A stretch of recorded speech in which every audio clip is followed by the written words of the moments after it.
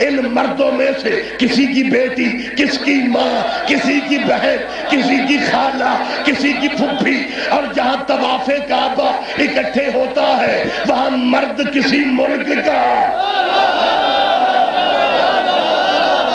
تو توجہ ہے، زحمت فرما رہے آپ۔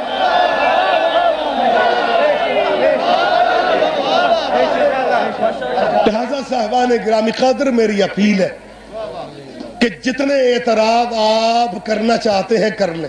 خون کی بوتلوں میں بھی ہے، خون کی بوتلیں مریضوں کو دے آؤ جی وہ نہ ہی چھیڑو معاملہ، اس میں پھر تمہارے اپنے مولوی ناراض ہو جائیں گے۔ خون ہم صرف اور صرف وقف ہے ہمارا حسین بادشاہ کے لیے۔ ہسپتالوں میں ہم نے اپنے خون سے شہید پالنے ہیں۔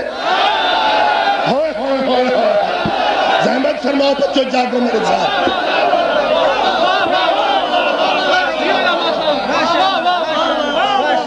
وقت تمام ہوتا جا رہا ہے، گفتگو کلوز کرنا چاہ رہا ہوں۔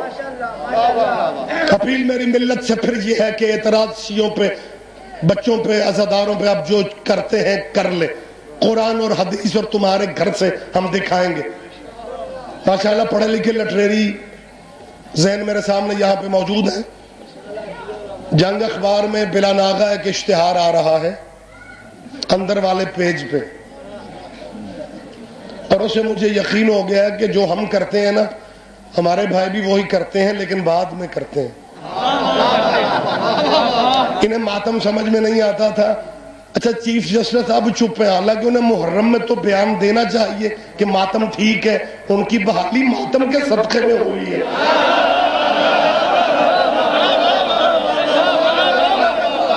جب سڑکوں پہ ماتم ہوا،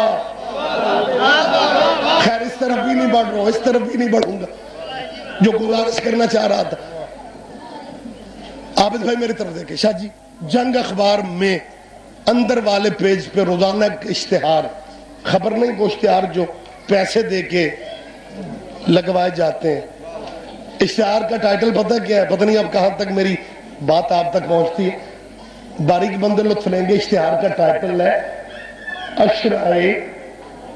اشرائے فاروق و حسین، اشرائے فاروق و حسین۔ فرسٹ یکم محرم کو صحابی رسول کہتے ہیں کہ حضرت عمر رضی اللہ فاروق اعظم کی جی شہادت ہے، لہذا اس سلسلہ میں حسین کے ساتھ مسلمان بھائیوں نے کوشش کی ہے کہ اشرائے فاروق و حسین، تمہیں شروع سے عادت ہے آسرے لینے کی۔ ہائے ہائے ہائے ہائے ہائے، اوہ ہوئے ہو، زحمت فرماؤ بولو میرے ساتھ۔ تم تو قبریں بھی اپنی لہدہ نہیں بنا سکے، سیدوں کے آسرے لیتے ہو۔ آسرے آج بھی سیدوں کے، اشرائے فاروق و حسین۔ کہاں گیا تیرے مولوی جو کہتے تھے اشرا منانا اسلام میں جائز رہی؟ اب تیری اخباروں پہ اشتہار لگ رہے ہیں اشرائے فاروق و حسین۔ پورے دنوں کے بنو، اپنے باپ کے بنو، حسین کا نام چھوڑ کے صرف فاروق اعظم کا اشرا منا کے دکھاؤ۔ اشرا ہے ہی حسین کا۔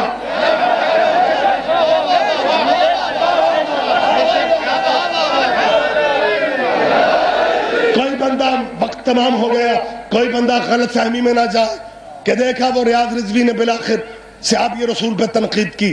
صحابی پہ تنقید نہیں کی، تیرے پہ کی ہے۔ صحابی پہ تنقید ہم نے کیوں کرنی ہے؟ صحابی تیرے لیے صحابی ہیں، ہمارے پیر بھائی ہیں، اور پیر بھائیوں کو بندہ جیسے بلانا چاہے۔ اوہ ہوئے چپ نہ رہو، بولو میرے ساتھ۔ اگر میری بات پہ یقین نہیں آتا تو فاروق اعظم نے بیٹے سے کیوں کہا تھا جاؤ حسن سے کہو ہمیں غلام لکھ دے؟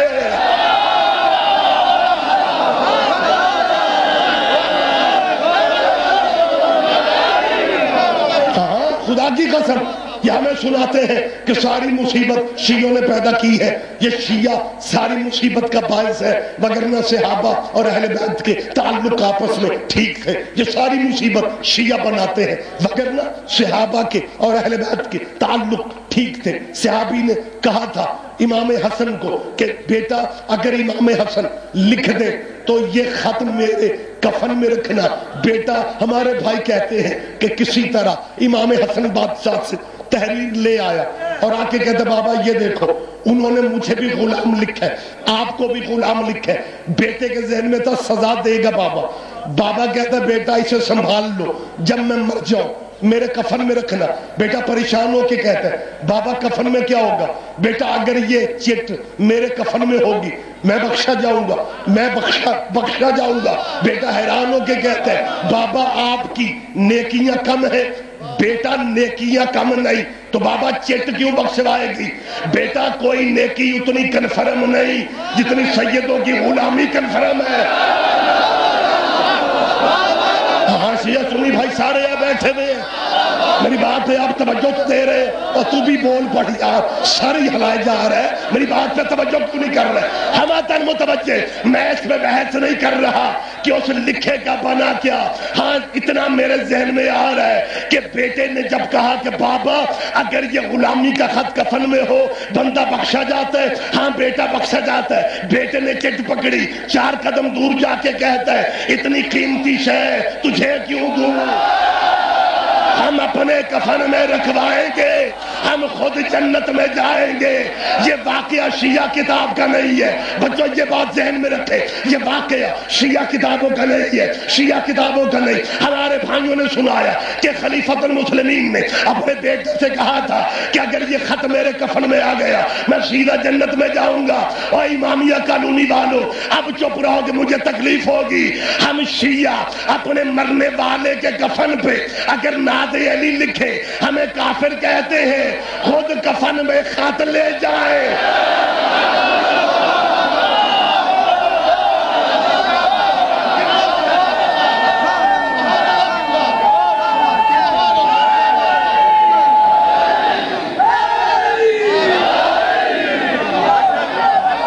بسم اللہ۔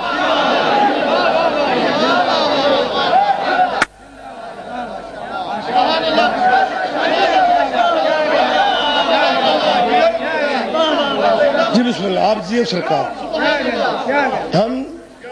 ہم سے توقع نہ رکھو کہ ہم کو گالیاں دیں گے۔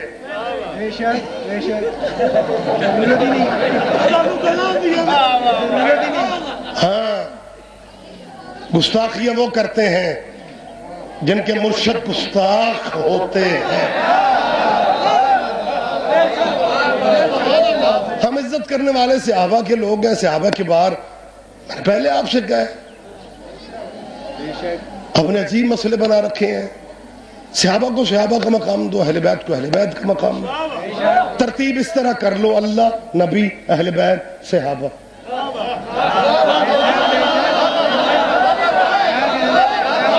ہائے ہائے ہائے، ترتیب یہ بناؤ، فرقہ واریت کا خاتمہ۔ ذی الحج میں جیسے ہم سارے مسلمان اکٹھے تھے، 10 محرم کو بھی اسی طرح ہم اکٹھے چلے، رولا ختم، تقسیم کر لو، ترتیب لگا لو، اللہ، نبی، اہل بیت، صحابہ۔ نبی اللہ سے نہ بڑھے،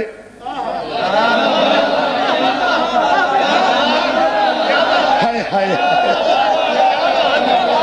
نبی اللہ سے، کھڑے ہوئے بھائیوں تک آواز تو پہنچ رہی ہے، آپ کی آواز نہیں نہ آ رہی، میں اس لیے پریشان۔ نبی اللہ سے نہ بڑھے، نبی اللہ سے نہ بڑھے، اہل بیت نبی سے نہ بڑھے۔ بات ختم، صحابی اہل بیت سے نہ بڑھے۔ اب ہو سکتا ہے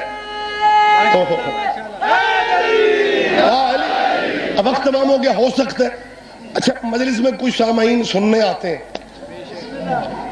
کچھ تبصرے کے لیے آتے ہیں کہ فلانے مولوی دا بنیا کی۔ خصوصاً مجھے دکھ ہوتا ہے جب بندہ مجلس میں سو رہا ہوتا ہے نا، تو ہم کیوں جگاتے ہیں اسے؟ اس بندے چوک چ جا کے سب تو زیادہ کھنا ہوتا ہے، آج رضوی صاحب دا سواد نہیں آیا، اس لیے اسے جگاتے ہیں پہلے۔ کہ بچوں تو ٹھیک ہو. جی متوجہ میری بات پہ آپ توجہ تو کر رہے ہیں نا؟